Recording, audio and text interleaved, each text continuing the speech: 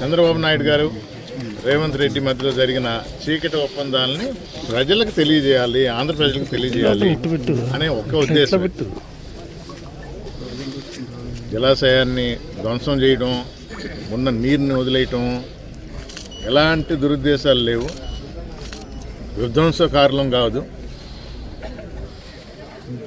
ఉగ్రవాదులు కాదు. మరి ఎందుకు ఈ దారి పొడుగున అభ్యంతరాలు, అడ్డంకులు? అడిగినా ఏ సెక్షన్ కింద ఆపుతున్నారు అని. సార్ సిఆర్పిసి 151 అన్నారు. నేనే చెప్పిన సిఆర్పిసి పాత అయిపోయిందా, ఇప్పుడు బిఎన్ఎస్ఎస్ వచ్చింది, బిఎన్ఎస్ఎస్ 170 అది, కానీ మీరు దాన్ని కూడా పాటించడం లేదు. మీరు సెక్షన్లు రెడ్ బుక్ సెక్షన్ల ప్రకారం పోతున్నారు. ఒక కారణం లేకుండా ఆదివారం పూట జలాశయం పోయేసి విజిట్ చేసి వస్తారు కూడా.